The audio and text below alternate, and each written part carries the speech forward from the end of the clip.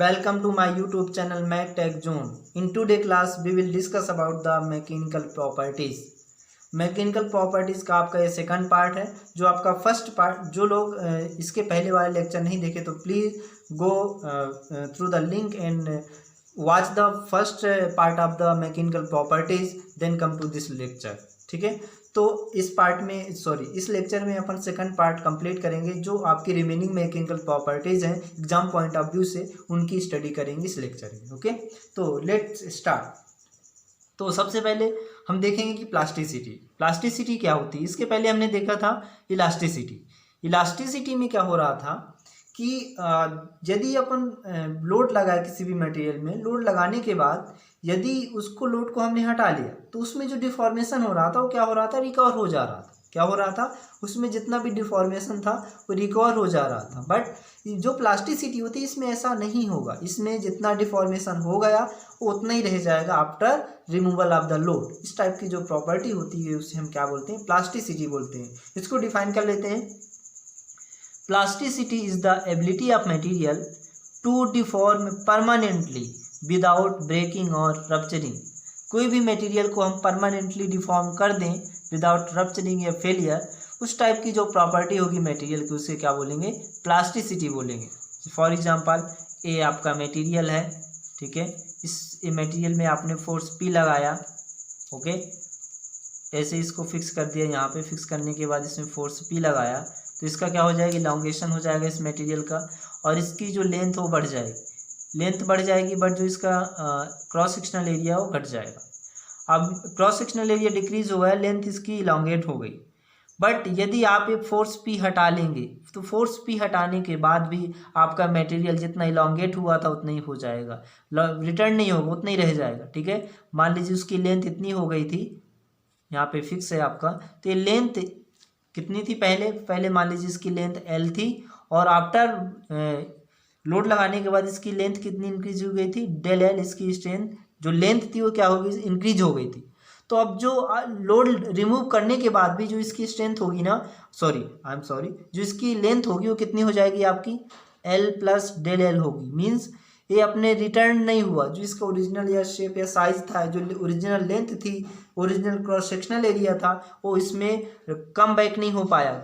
ठीक है, अगर ये इलास्टिसिटी होती तो ये ओरिजिनल शेप में आ जाता। बट ये प्लास्टिक डिफॉर्मेशन या प्लास्टिसिटी में क्या हो रहा है, ये मटेरियल जितना इलॉन्गेट हुआ था उतना ही रह गया है after removal of the load. ठीक है, तो इस टाइप की जो प्रॉपर्टी होती है मटेरियल की उसे हम क्या कहते हैं, प्लास्टिसिटी कहते हैं। ओके, नेक्स्ट आपकी प्रॉपर्टी है हार्डनेस। आप लोग वैसे जनरली यूज़ करते हैं हार्डनेस, बहुत हार्ड है, कोई भी मटेरियल हार्ड है। हार्ड का मतलब ये होता है कि मान लीजिए कोई भी मटेरियल, मान लेते हैं पेपर है। अब पेपर को मैं इसके स्क्रैच करूं या फिर इसमें इसको पेनिट्रेट करूं कोई भी चीज़, तो इसमें क्या हो जाए, ना तो स्क्रैच बने, कोई भी इंप्रेशन ना बने इस मटेरियल के ऊपर, इस पेपर के ऊपर। तो इस टाइप की जो प्रॉपर्टी होगी ना मटेरियल की, उसे हम क्या बोलेंगे, हार्डनेस कहेंगे। इसको डिफाइन कर लेते हैं।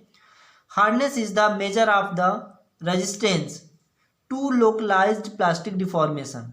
लोकलाइज्ड का मतलब ये है कि आपने यहाँ पे पेन रखा और इसको क्या किया, फोर्स लगाया, तो यहाँ पे जो लोकलाइज्ड प्लास्टिक डिफॉर्मेशन ना हो, मतलब यहाँ पे कोई भी इंप्रेशन ना बने।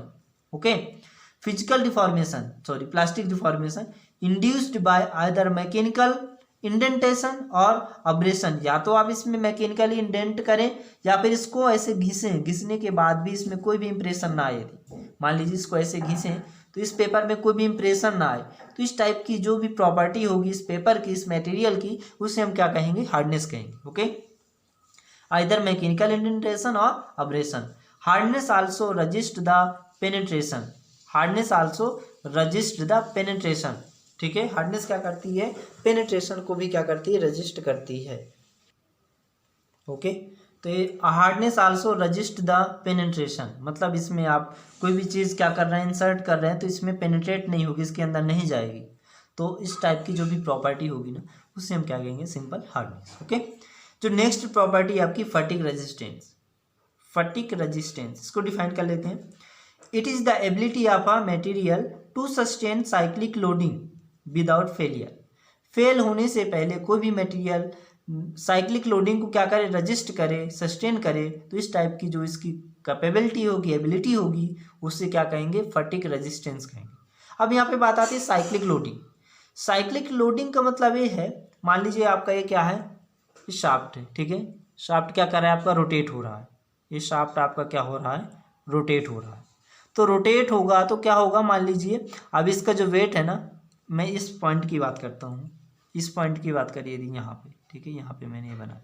अब इस पॉइंट पे जो वेट लगेगा ना, यहाँ पे नीचे कहाँ पे मान लेते हैं, इसके सेंटर पे लगेगा। यहाँ पे आपका क्या है, यहाँ पे ये क्या है, फिक्स है, मान लेते हैं क्या है, फिक्स है या सिंपली सपोर्टेड है, ठीक है। और यहाँ पे जो इसका वेट होगा, वेट की वजह से यहाँ पे एक लोड फोर्स लगेगा, फोर्स लगेगा तो ये फोर्स नीचे खींचेगा, तो जो इसका अपर फाइबर होगा, ये वाला फाइबर होगा, तो इस फाइबर में जो लोड लगेगा वो कैसा लगेगा, कंप्रेसिव लगेगा। लेकिन जो इसके नीचे होगा वो कैसा लगेगा, टेंसाइल लगेगा। क्यों, ये ऐसे बेंड होगा, जैसे इसमें फोर्स लगाएंगे तो ये ऐसे बेंड होगा, तो बेंड होगा तो यहाँ पे क्या लगेगा, अभी लगेगा टेंसाइल, सॉरी कंप्रेसिव, नीचे क्या लगेगा, टेंसाइल लगेगा।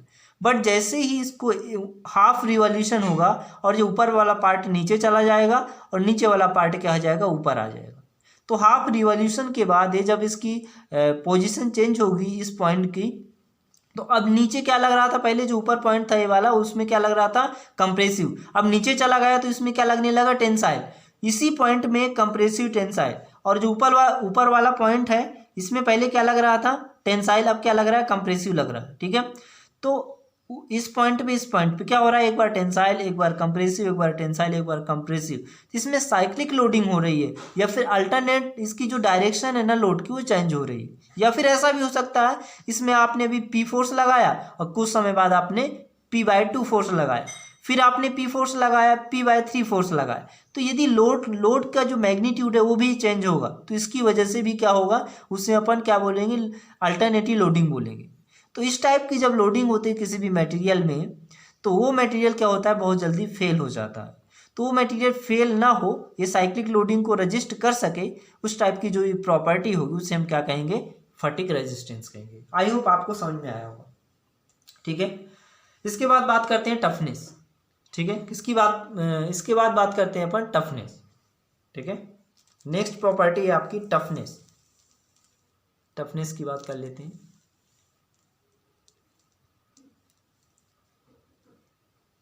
ओके, अब टफनेस में देखते हैं, इसको डिफाइन कर लेते हैं। अभी तक हमने क्या देखा कि अपन मैकेनिकल फोर्स लगा रहे थे। मैकेनिकल फोर्स की वजह से जो भी प्रॉपर्टी कम आउट हो रही थी, निकल के आ रही थी, उन्हें हम क्या कह रहे थे, मैकेनिकल प्रॉपर्टीज।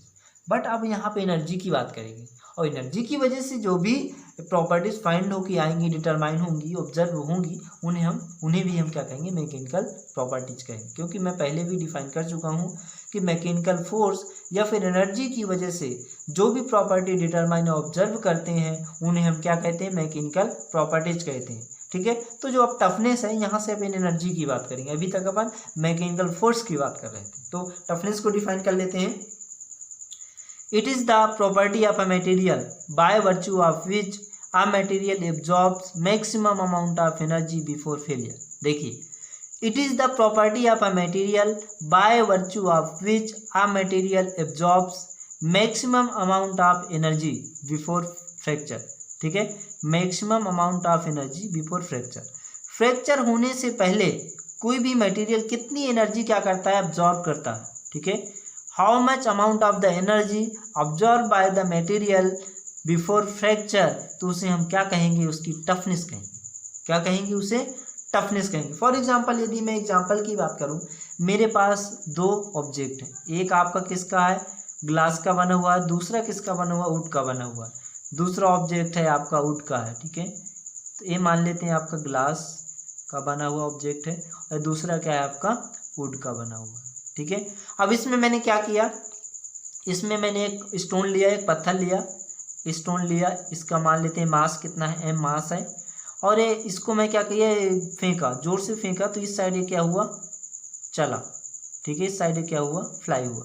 ये पत्थर जो आपका स्टोन था उसका मास है हमें, v वेलोसिटी इसकी है, जिससे क्या हो रहा है, पत्थर इस साइड आ रहा है, किस साइड आ रहा है, ग्लास साइड आ रहा है, ग्लास के ऑब्जेक्ट साइड आ रहा है। पहले अपन ग्लास की बात करते हैं, ठीक है।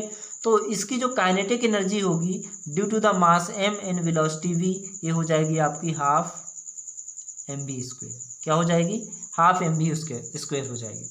अब एक काइनेटिक एनर्जी है ये स्टोन की, ठीक है, काइनेटिक एनर्जी स्टोन की है। अब क्या करेगा, जैसे स्टोन इसके पास आएगा, ग्लास में टकराएगा, तो ग्लास क्या हो जाएगा, टूट जाएगा। टूट भी सकता है, टूट भी नहीं सकता, डिपेंड करेगा इसका मास कितना है, इसकी वेलोसिटी कितनी है। क्यों? क्योंकि जो इसकी काइनेटिक एनर्जी है ना, हाफ एम बी स्क्वायर है। तो किस पे काइनेटिक एनर्जी किस पे डिपेंड कर रही है, आपकी मास एंड वेलोसिटी पे। तो यदि इसने क्या किया, हाफ एम बी स्क्वायर को यदि ग्लास ने स्टोर कर लिया तो ये ब्रेक नहीं होगा। यदि इसने स्टोर नहीं कर पाया, वो एनर्जी एक्सेस हो जाएगी, एक्स्ट्रा हो जाएगी, तो क्या हो जाएगा, ग्लास आपका टूट जाएगा। ठीक है, ग्लास टूट जाएगा। क्यों? क्योंकि इसने एनर्जी को ऑब्जॉर्ब नहीं किया, जितनी एनर्जी स्टोन की थी उतनी एनर्जी एब्जॉर्ब नहीं कर पाई, इसलिए क्या हो गया, टूट जाएगा। ओके। और यदि मैं इसी पत्थर को इसमें अपन क्या करें, स्ट्राइक कराएं कि इसमें वुड पे, ठीक है, और उसकी एनर्जी अभी भी क्या, हाफ एम बी स्क्वायर है, तो ये वुड से टकराएगा तो क्या होगा, वुड आपका नहीं टूटेगा। क्यों नहीं टूटेगा? क्योंकि ये जो वुड होता है ना, इसकी जो टफनेस होती है तो मोर देन द ग्लास होती है। क्या होती है? जो इसकी एनर्जी एब्जॉर्प्शन कैपेसिटी होती है वुड की, वो ग्लास की कंपेरिजन में क्या होती है, ज़्यादा होती है। इस वजह से जितनी भी half M B square kinetic energy है, आपका वुड क्या करेगा, वुड का जो ऑब्जेक्ट है एब्जॉर्ब कर लेगा और ये टूटेगा नहीं। क्यों? क्योंकि एब्जॉर्ब कर लिया। तो ये क्या कहलाएगी, ये वुड की क्या कहलाएगी, टफनेस कहलाएगी। और ये जो ग्लास एब्जॉर्ब किया था एनर्जी, वो भी क्या कहलाएगी, टफनेस कहलाएगी। तो यही बात है कि मैक्सिमम अमाउंट ऑफ एनर्जी, कोई भी ऑब्जेक्ट कितनी maximum amount of energy absorb कर ले विदाउट फ्रैक्चर, वह उसकी क्या कहलाती है, टफनेस कहलाती है। ओके, क्या कहलाती है, टफनेस कहलाती है। आई होप आपको समझ में आया होगा। नेक्स्ट प्रॉपर्टी है आपके रेजिलेंस। नेक्स्ट प्रॉपर्टी है आपकी रेजिलेंस। ठीक है, तो रेजिलेंस को डिफाइन कर लेते हैं अपन। रेजिलेंस क्या होता है, अमाउंट ऑफ स्ट्रेन एनर्जी। ठीक है, किसकी बात कर रहे हैं, amount of strain energy absorbed within elastic limit is known as the resilience. अब यहाँ पे दो हमारे पास न्यू टर्म है, स्ट्रेन एनर्जी, और दूसरा न्यू टर्म है आपका elastic limit, within elastic limit. ठीक है, इलास्टिक लिमिट। अब स्ट्रेन एनर्जी को मैं डिफाइन कर लेता हूँ थोड़ा, क्या होती है स्ट्रेन एनर्जी। ठीक है, इसको डिफाइन करते हैं, स्ट्रेन एनर्जी। ठीक है, स्ट्रेन एनर्जी होती क्या, energy stored in a body due to deformation।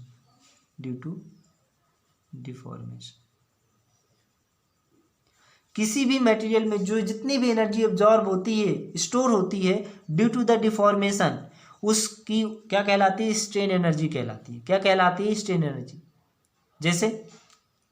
जैसे आपका कोई भी ऑब्जेक्ट है, ठीक है, इस पर आपने पी फोर्स लगाया, इसमें डिफॉर्मेशन डेल डिफॉर्मेशन हुआ, तो जो आपका पी एंड डेल होगा ना, ये क्या कहलाएगी, आपका स्ट्रेन एनर्जी कहलाएगी। क्या कहलाएगी, स्ट्रेन एनर्जी कहलाएगी।